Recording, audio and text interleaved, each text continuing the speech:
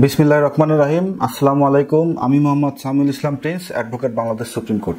আজকে আমি যে বিষয় নিয়ে আলোচনা করব সেটা হচ্ছে হিন্দু আইনে ভরণ পোষণ। হিন্দু আইনে কারা কারা ভরণ পোষণ পাওয়ার অধিকারী, কখন একটি বিধবা নারীর ভরণ পোষণ পাওয়ার অধিকার লোপ পায়, স্বামী হতে পৃথক থেকেও কখন একজন স্ত্রী তার স্বামীর নিকট থেকে ভরণ পোষণ পাওয়ার অধিকারী, বিবাহিতা নারী কখন ভরণ পোষণ পেতে অধিকারী নয় এবং কখন ভরণ পোষণের মোকদ্দমা করা যায়, এই সকল বিষয় নিয়ে আজকে বিস্তারিত আলোচনা করব।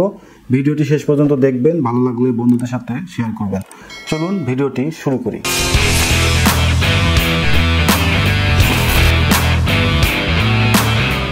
হিন্দু আইনে ভরণ পোষণ বলতে বোঝায় বৈধ অভিভাবক কর্তৃক তার অধীনস্থ পোষ্যদের যে রক্ষণাবেক্ষণের বাধ্যবাধকতা রয়েছে সেটি মূলত হিন্দু আইনে ভরণ পোষণ নামে পরিচিত। অর্থাৎ একজন বৈধ অভিভাবক তার অধীনস্থ যে সকল ব্যক্তি রয়েছে বা তার যে সকল পোষ্য রয়েছে তাদের রক্ষণাবেক্ষণের যে বাধ্যবাধকতা তার উপর অর্পিত হয় সেটিকেই মূলত ভরণ পোষণ বোঝায়। শত অপকর্ম সত্ত্বেও একজন বৃদ্ধ পিতা মাতাগণকে এবং একজন সতী স্ত্রীকে, এছাড়াও যদি নাবালক সন্তান থাকে সেক্ষেত্রে ওই সন্তানকে প্রতিপালনের দায়িত্ব একজন হিন্দু ব্যক্তির উপরে বর্তায়। চলুন আমরা দেখি কারা কারা ভরণ পোষণ পাওয়ার অধিকারী।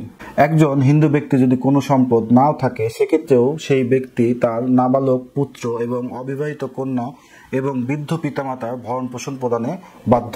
দায়ভাগ মতে পিতা একজন সাবালক পুত্রের ভরণ পোষণ প্রদানে বাধ্য নয়, কিন্তু যদি পুত্রটি জন্মান্ধ হয় সেক্ষেত্রে সাবালক হলেও পিতা ওই পুত্রের ভরণ পোষণ প্রদানে বাধ্য। মিতক্ষরার বিধান মতে যৌথ পরিচালনাধীন পারিবারিক সম্পত্তিতে যদি পুত্রের অংশ থাকে সেক্ষেত্রে পুত্র যদি সাবালক হয় সেক্ষেত্রেও পিতা ওই পুত্রের ভরণ পোষণ প্রদানে বাধ্য থাকবে। সেক্ষেত্রে যৌথ সম্পত্তির ক্ষেত্রে ওই পুত্র তার পিতার নিকট থেকে ভরণ পোষণ পাওয়ার অধিকারী। যৌথ পরিবারের ক্ষেত্রে ওই পরিবারের কর্তা ওই বাড়ির সকল পুরুষ এবং তাদের স্ত্রীগণ এবং তাদের সন্তানদের ভরণ পোষণ করতে বাধ্য। অর্থাৎ একটি যৌথ পরিবারে যদি একজন কর্তা থাকে তবে সেই কর্তা ওই পরিবারের সকল পুরুষ এবং তাদের স্ত্রী এবং সন্তানদের ভরণ পোষণ প্রদানে বাধ্য। হিন্দু আইন অনুযায়ী একজন মৃত ব্যক্তি যে সকল ব্যক্তির ভরণ পোষণ দিতে বাধ্য সেই মৃত ব্যক্তির উত্তরাধিকারীগণও সেই মৃত ব্যক্তির সম্পত্তি থেকে ওই সকল ব্যক্তিদের ভরণ পোষণ দিতে বাধ্য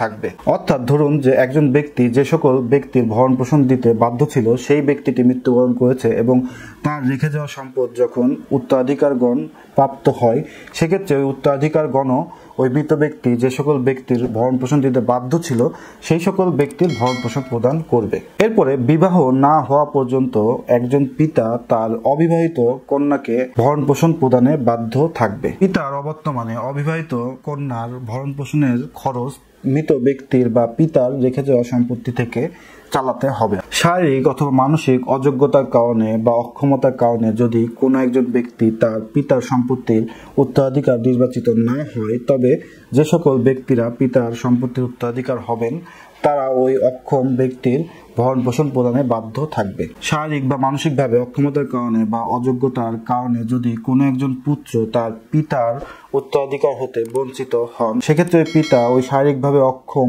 পুত্র এবং তার পরিবারকে ভরণ পোষণ দিতে বাধ্য। যদি পিতা মৃত্যুবরণ করে বা পিতার অবর্তমানে তার উত্তরাধিকারগণ সেই শারীরিক অক্ষম পুত্রের ভরণ পোষণ দিতে বাধ্য থাকবে। হিন্দু আইনে একজন অবৈধ পুত্রের ভরণ পোষণ প্রদানে পিতা বাধ্য থাকবে। হিন্দু আইনে একজন অবৈধ পুত্র পিতার সম্পত্তির উত্তরাধিকার নির্বাচিত হবে। এক্ষেত্রে বৈধ পুত্রের অর্ধেক সম্পত্তি অবৈধ পুত্র প্রাপ্ত হবে। স্বামী সম্পূর্ণ বিত্তহীন বা সম্পদহীন হলেও স্ত্রীকে আজীবন ভরণ পোষণ প্রদান করতে বাধ্য থাকবে। অর্থাৎ হিন্দু আইনে স্বামী আমৃত্যু তার স্ত্রীকে ভরণ পোষণ প্রদানে বাধ্য। স্বামী যদি কোনো সম্পত্তি নাও থাকে বা বিত্তহীন হয় সেক্ষেত্রেও ওই স্বামীকে তার স্ত্রীর ভরণ পোষণ স্ত্রীর মৃত্যুর আগ পর্যন্ত প্রদান করতে হবে। স্বামী যদি সয় সম্পদহীন অবস্থায় মৃত্যুবরণ করে সেক্ষেত্রে শ্বশুর পুত্রবধূর ভরণ পোষণ প্রদানে বাধ্য থাকবে। এছাড়া যদি শ্বশুর মৃত্যুবরণ করে এবং শ্বশুরের পরিবারের কেউ যদি ওই বিধবা স্ত্রীর ভরণ পোষণ প্রদানের জন্য না থাকে সেক্ষেত্রে ওই বিধবা স্ত্রীর পিতা তার ভরণ পোষণ প্রদান করতে পারবে। সুতরাং আমরা এতক্ষণ আলোচনা করলাম হিন্দু আইন অনুযায়ী কারা কারা ভরণ পোষণ পাওয়ার অধিকারী ব্যক্তি। চলুন আমরা এখন আলোচনা করি যে কখন একজন বিধবা স্ত্রী তার ভরণ পোষণ পাওয়ার অধিকার হারাবে। যদি বিধবা নারী বা স্ত্রী প্রচুর পরিমাণ স্ত্রী ধনের মালিক হন বা অন্যান্য আয় হতে তার ভরণ পোষণ যথেষ্ট সেক্ষেত্রে বিধবা মহিলাটি ভরণ পোষণ পাওয়ার অধিকার হারায়। যদি বিধবা স্ত্রী স্ত্রী যথেষ্ট পরিমাণ ভরণ পোষণ প্রাপ্ত হয়ে সেই ভরণ পোষণ অপব্যয় করে, সেক্ষেত্রে ওই বিধবা স্ত্রীটি তার ভরণ পোষণ পাওয়ার অধিকার হারায়। যদি বিধবা স্ত্রী দ্বিতীয় বিবাহ করে, সেক্ষেত্রে ওই বিধবা স্ত্রী ভরণ পোষণ পাওয়ার অধিকার হারায়। বিধবা যদি তার মৃত স্বামীর পরিবার হতে আলাদা থেকে অনৈতিক জীবনযাপন করে, সেক্ষেত্রেও ওই বিধবা স্ত্রী তার ভরণ পোষণ পাওয়ার অধিকার হারায়। সুতরাং আমরা এতক্ষণ দেখলাম যে কোন কোন ক্ষেত্রে একজন বিধবা স্ত্রী তার ভরণ পোষণ পাওয়ার অধিকার হারায়। চলুন আমরা এখন আলোচনা করি যে স্বামী থেকে পৃথক থেকেও কখন একজন স্ত্রী তার স্বামীর ভরণ পোষণ পাওয়ার অধিকারী। স্বামীর প্রতি একজন স্ত্রীর দায়িত্ব হলো স্বামীর নিকট নিজেকে পরিপূর্ণভাবে সমর্পণ করা এবং একই গৃহে একত্রে বসবাস করা এবং সংসার ধর্ম পালন করা। সেক্ষেত্রেই কেবলমাত্র স্ত্রী তার স্বামীর নিকট থেকে ভরণ পোষণ পাওয়ার অধিকারী। তবে স্বামীর নিকট হতে একজন হিন্দু স্ত্রী পৃথক থেকেও স্বামীর নিকট থেকে ভরণ পোষণ পাওয়ার অধিকারী। চলুন আমরা দেখি কোন কোন ক্ষেত্রে একজন হিন্দু স্ত্রী তার স্বামীর নিকট থেকে আলাদা থাকার পরেও তার ভরণ পোষণ পাওয়ার অধিকারী হবে। স্বামী যদি দুরারোগ্য, কুষ্ঠ বা সিফিলিস বা ইত্যাদি সংক্রামক রোগে আক্রান্ত হয় এবং ওই সমস্ত রোগ যদি স্ত্রীর নিকট থেকে সংক্রামিত না হয়, সেক্ষেত্রে স্ত্রী তার স্বামীর নিকট থেকে পৃথক অবস্থান করতে পারে এবং স্বামীর নিকট থেকে ভরণ পোষণ পেতে পারে। স্বামী যদি স্ত্রীর প্রতি নিষ্ঠুর আচরণ করে এবং নিষ্ঠুরতা যদি এমন হয় যে স্ত্রীর জীবনহানির সম্ভাবনা রয়েছে, সেক্ষেত্রেও ওই স্ত্রী স্বামীর নিকট থেকে পৃথক থাকতে পারে এবং স্বামীর নিকট থেকে ভরণ পোষণ পেতে পারে।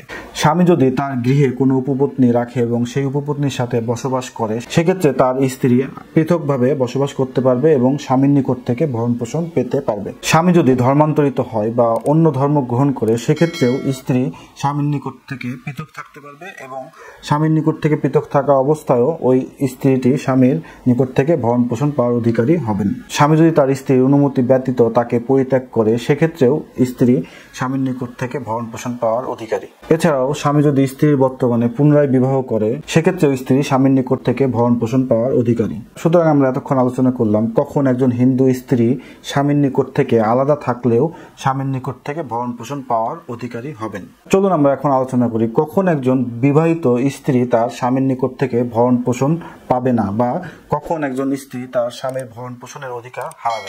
স্ত্রী যদি অসতী হয় বা অসৎ চরিত্রের অধিকারী হয়, সেক্ষেত্রে ওই স্ত্রী তার স্বামীর ভরণ পোষণ পাওয়ার অধিকার হারাবেন। এছাড়াও স্ত্রী যদি ধর্মান্তরিত হয়, সেক্ষেত্রেও সে স্বামীর ভরণ পোষণের অধিকার হারাবেন। স্ত্রী যদি আইনসঙ্গত কারণ ব্যতীত তার স্বামীর সাথে বসবাস না করে আলাদাভাবে বসবাস করে বা পৃথক থাকে, সেক্ষেত্রে ওই স্ত্রী তার স্বামীর ভরণ পোষণের অধিকার হারাবেন।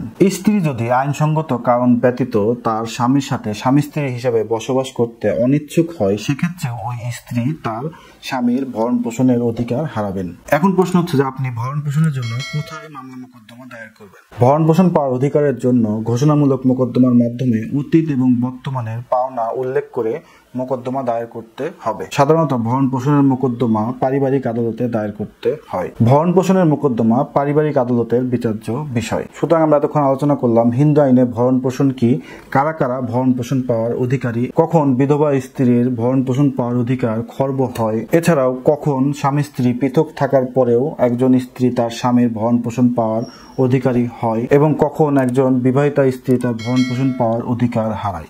ভিডিওটি শেষ পর্যন্ত দেখার জন্য ধন্যবাদ। আসসালামু আলাইকুম।